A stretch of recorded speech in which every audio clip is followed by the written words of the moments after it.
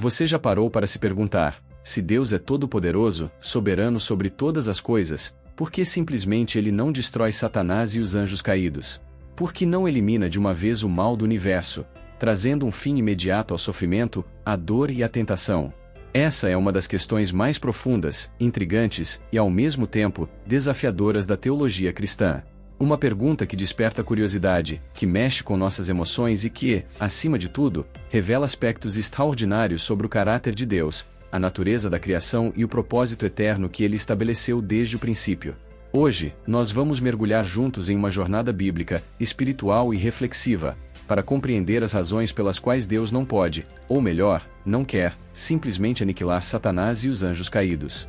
Fique comigo até o final, pois vamos descobrir 5 verdades bíblicas poderosas, que vão expandir a sua visão sobre o plano de Deus, fortalecer sua fé e renovar a sua esperança na vitória final do bem sobre o mal.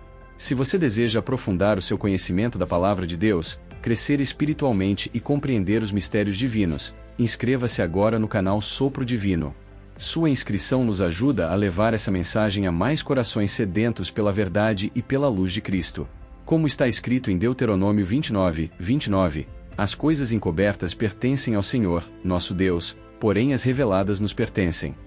E hoje, vamos desvendar juntos algumas dessas verdades reveladas. A primeira verdade que precisamos compreender é que Deus não destrói Satanás e os anjos caídos porque respeita a liberdade que ele mesmo concedeu às suas criaturas. Deus criou os anjos com livre arbítrio, com a capacidade de escolher servi-lo ou rebelar-se contra ele. Lúcifer, que era um querubim ungido, descrito em Ezequiel 28, versículo 14, escolheu, por sua própria vontade, rebelar-se contra Deus, desejando ser semelhante ao Altíssimo, como lemos em Isaías 14, versículos 13 e 14. Ao permitir essa escolha, Deus estabeleceu um princípio fundamental: ele não força a obediência, ele deseja um relacionamento baseado em amor e liberdade. Destruir Satanás imediatamente após sua rebelião teria, de certo modo, anulado esse princípio da liberdade concedida à criação. Teria transformado Deus em um tirano que elimina automaticamente qualquer um que ousa se opor a ele. Mas Deus é amor, como está escrito em 1 João 4:8. E o amor verdadeiro só pode existir onde há liberdade. Pense nisso: você desejaria que alguém o amasse apenas porque foi forçado? Ou o amor verdadeiro deve brotar espontaneamente de um coração livre? Da mesma forma, Deus permite que a liberdade seja real, mesmo que isso inclua a possibilidade do mal.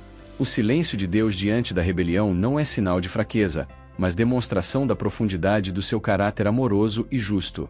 A segunda verdade que precisamos entender é que Deus não destrói Satanás e seus anjos porque o conflito entre o bem e o mal precisa ser plenamente revelado e resolvido diante de todo o universo.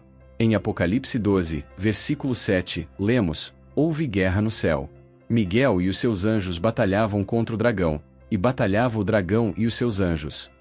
Este grande conflito cósmico é mais do que uma simples luta, é uma demonstração pública da justiça de Deus e das consequências inevitáveis da rebelião contra ele. Se Deus tivesse eliminado Satanás imediatamente, muitos poderiam ter dúvidas sobre o caráter de Deus, poderiam acusá-lo de agir com severidade injustificada. Mas ao permitir que o mal se manifeste plenamente, Deus está mostrando a todos os seres criados, anjos e humanos, o verdadeiro resultado da rebelião: dor, sofrimento, destruição. Esse processo de exposição é necessário para que, no fim dos tempos, quando Deus finalmente julgar e destruir Satanás e seus seguidores, ninguém possa questionar sua justiça. Como está escrito em Romanos 3:4, seja Deus verdadeiro, e todo o homem mentiroso. Você já pensou nisso? Que Deus, em sua infinita sabedoria, está permitindo o desenrolar da história para que todos vejam, de forma inquestionável, que Ele é justo e bom, e que o pecado só produz morte. A terceira verdade que precisamos considerar é que Deus estabeleceu um tempo determinado para o juízo final, e até lá, a existência de Satanás cumpre um propósito dentro do plano divino. Em Mateus 25:41, Jesus afirma que o fogo eterno foi preparado para o diabo e seus anjos. Isso significa que o destino deles já está selado, mas que esse juízo ocorrerá no tempo certo, não antes. Deus é um Deus de ordem e propósito. Ele não age movido por impulsos ou pressões humanas. Como lemos em Eclesiastes 3:1, tudo tem o seu tempo determinado, e há tempo para todo propósito debaixo do céu. Até o próprio Satanás, em sua rebelião, está, de forma paradoxal, servindo aos propósitos de Deus, como instrumento para o fortalecimento da fé dos fiéis, para o teste da obediência e para a glorificação final de Cristo. Veja o exemplo de Jó novamente. Satanás tentou destruí-lo, mas Deus usou aquela situação para purificar a fé de Jó e para revelar sua soberania. Você já refletiu que as provações que enfrentamos, muitas vezes atribuídas à ação de Satanás, são, na verdade, oportunidades que Deus usa para nos amadurecer espiritualmente? Como está escrito em Tiago 1, versículo 2, Meus irmãos, tende grande gozo quando cairdes em várias tentações. Assim, Deus não destrói Satanás agora, porque ele ainda cumpre, involuntariamente, um papel dentro do grande plano de redenção. A quarta verdade que precisamos compreender é que Deus não destrói Satanás e os anjos caídos para que o triunfo final de Cristo seja completo, público e definitivo. Em Colossenses 2, 15, lemos: E, despojando os principados e potestades, publicamente os expôs ao desprezo, triunfando deles na cruz. A cruz foi a vitória inicial e essencial sobre Satanás, mas a consumação dessa vitória ocorrerá no fim, como está profetizado em Apocalipse 20, versículos 10 a 15, quando Satanás será lançado definitivamente no lago de fogo. Deus quer que essa vitória seja completa, visível a todos, para que a redenção seja perfeita, não apenas em essência, mas também em manifestação. Pense nisso. Deus não quer apenas derrotar Satanás, Ele quer que toda criatura veja a justiça de sua vitória e a magnificência do seu amor redentor. Você já se perguntou por que Deus permite que o mal continue, mesmo depois da cruz? É porque o grande dia da vitória total ainda está por vir. Como está escrito em 1 Coríntios 15, 24, Depois virá o fim, quando tiver entregado o reino a Deus, ao Pai, e houver destruído todo o domínio, e toda autoridade e poder. Até lá, somos chamados a resistir ao diabo, firmes na fé, como orientam Pedro 5, 8 e 9. A quinta e última verdade que precisamos compreender é que Deus não destrói Satanás agora porque ele está aguardando a salvação do maior número possível de pessoas, antes do fim definitivo. Em 2 Pedro 3, 9, lemos: O Senhor não retarda sua promessa, ainda que alguns a tenham por tardia, mas é longânimo para conosco, não querendo que alguns se percam, senão que todos venham a arrepender-se. Deus está dando tempo para que mais pessoas conheçam o Evangelho, para que mais almas sejam salvas, antes que o juízo final aconteça. Se Deus destruísse Satanás agora e encerrasse a história, muitos ainda estariam perdidos.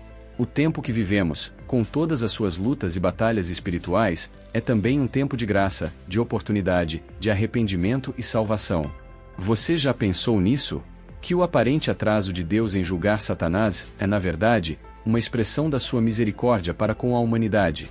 Como está escrito em Romanos 2, 4, Ou desprezas tuas riquezas da sua benignidade, e paciência, e longanimidade, ignorando que a bondade de Deus te conduz ao arrependimento.